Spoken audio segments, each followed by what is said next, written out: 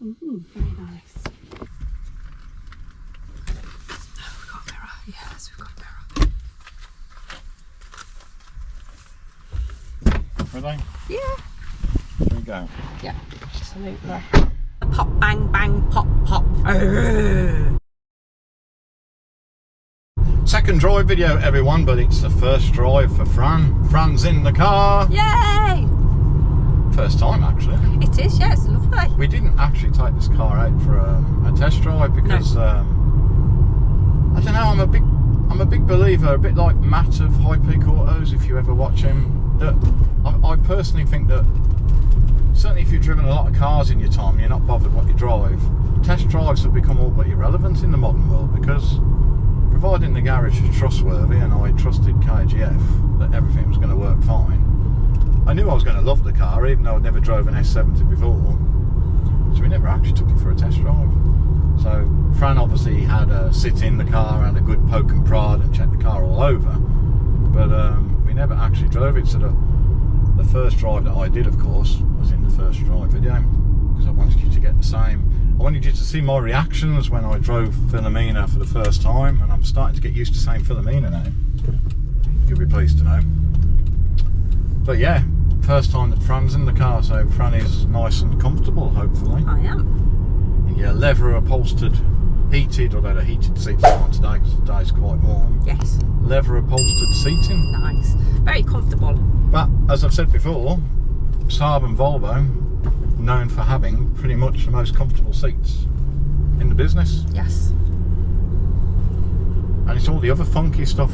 These seats go that way as part of the SIPS side impact protection system in the terrible unfortunate event if we ever get side swiped. So it's really clever.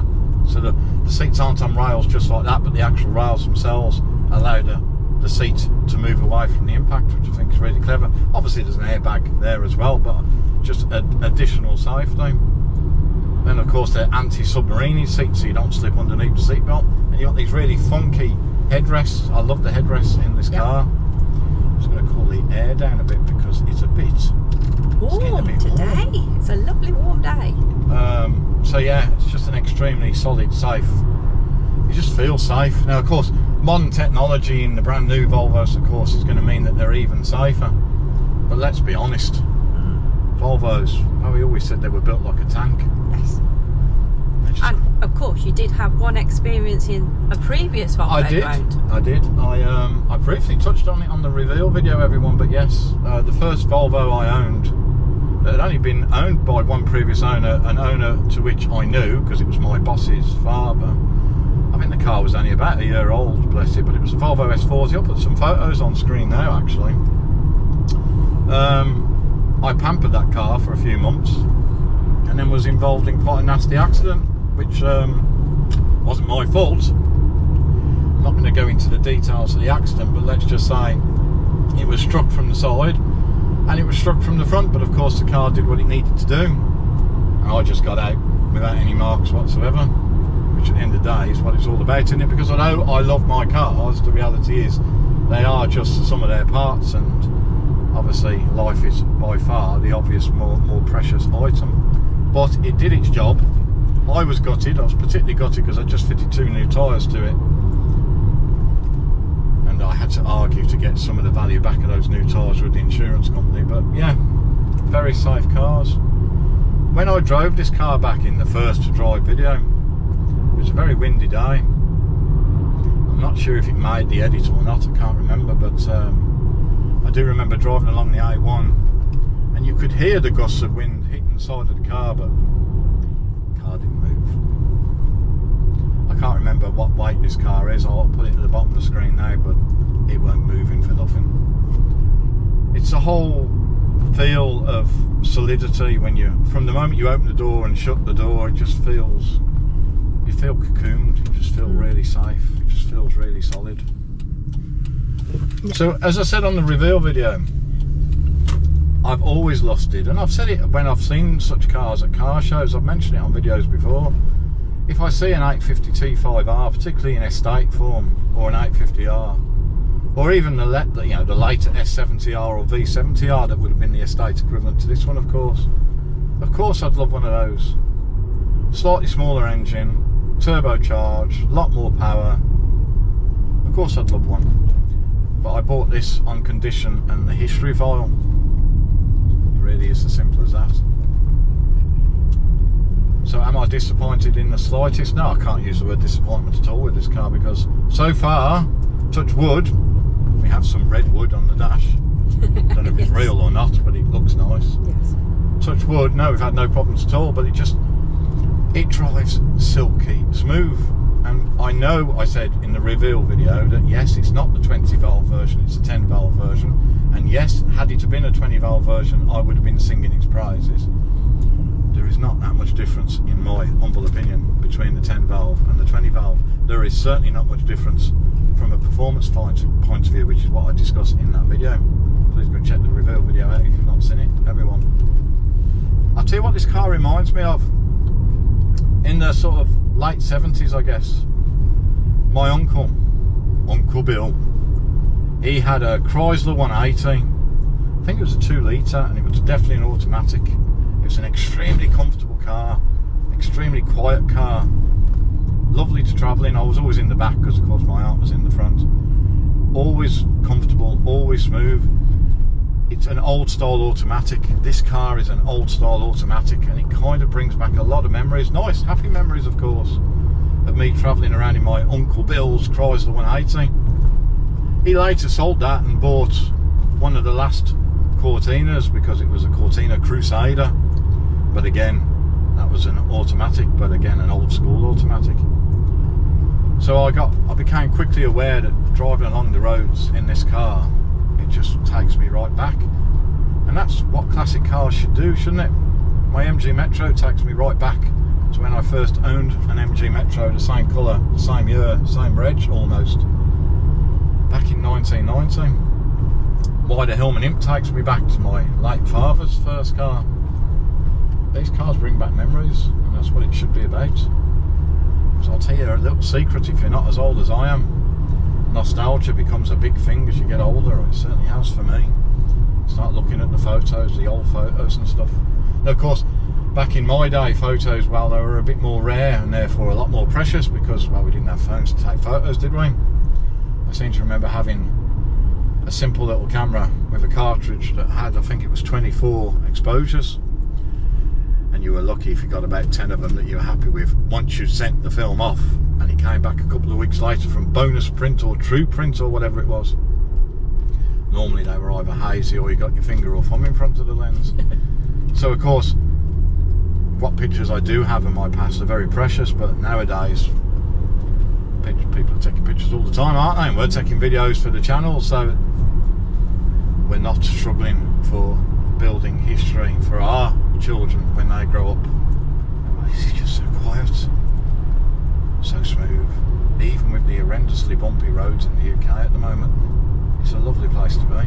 Of course the seats are doing their bit to help with that, but it's just a lovely car.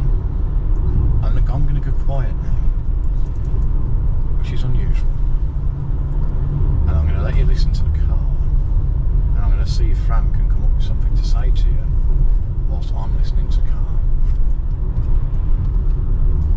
as I had to avoid a kamikaze Peugeot 406 with a trailer with sticky out wheels. No drama on a narrow lane. Anyway, I'm going quiet.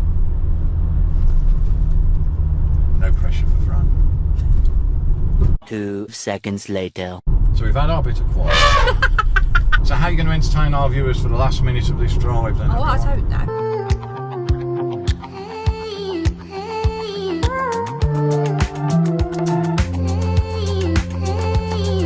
I do know I like the sun visors have got the mirror in, and the mirror's got little lights on, so you feel like you're some kind of movie star doing your makeup. I love the sound of the exhaust. I'm not a person, I don't like the pop bang bang pop pop bleh kind of cars. I like a nice noise. How does it go? I'm not sure you picked that up, guys. How did it go? Thank you. And does does it go? No, it goes It goes like that. I'll put a little clip on now of how it sounds when it starts up. It was a cold start when we filmed that clip.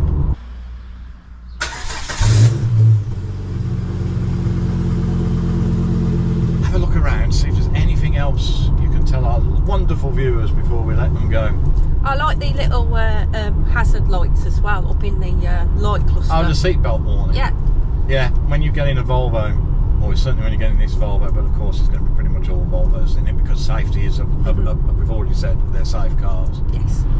As soon as you put the key in this car, you've got... It's actually quite echoey in here, so it's quite soundproof. Oh, that's good then. Soundproof. Yeah, we're not hearing much on the air. It hasn't got, I mean, this is a base spec car, even though it's got 2 expensive factory fit options. Well, I say 2, they're 2 packs, so there's lots of things within those options. It doesn't have laminated side windows like some vehicles can have, and therefore doesn't have a laminated rear screen either. But yeah, it does, you're right, it's very quiet in here. Yeah. But it's quiet till I get in. Yeah, definitely. Anything else? And then I will let everyone go. Because you're not allowed to go until the end. No, it hurts the YouTube algorithm. So, anything else? No, I think it's lovely. I love the light interior, and I like the little bits of wood. And it's not scratchy. It's nice leather. It's proper quality in it. All the dashboard. Everything feels nice. Everything, no matter what car you sit in, you'll realise the further down the dashboard you get, the plastics get cheaper. But there's no plastics in here. But apart from, of course, your entertainment system. It's probably all plastic, but it's a nice padded material, shall we say? Yeah, that's not plastic. That's like a leather. It doesn't seem to get particularly cheaper, even lower down. No, and it's got like the nice little touches, like the little bits inside the hand. Yes, the hand. The door pocket. The door pocket, that's the word I was looking for. And things like the glove compartments are carpeted, and the little shelf under the glove compartment, because why wouldn't you have an additional shelf under your glove compartment? Oh, absolutely. That's got a rubber mat in it. Everything's been thought about to keep things quiet, and I do like that a lot. There's one more thing I was going to say, and I've talked... Oh yes, I love the contrasting colours in the interior. So as Fran said, you've got the, I think it's called redwood finish, and it's got a real nice deep gloss shine to it, whether it's real or not.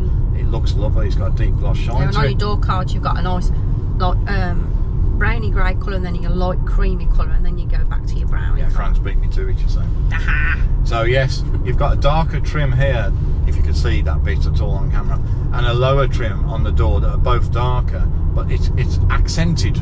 Yes, accented. Accented. It's accented. I'm going to say that now in future videos. With a Brummie accent, it is accented. Yes. And it's like it's not even a chrome finish on the door handle, it's a dark.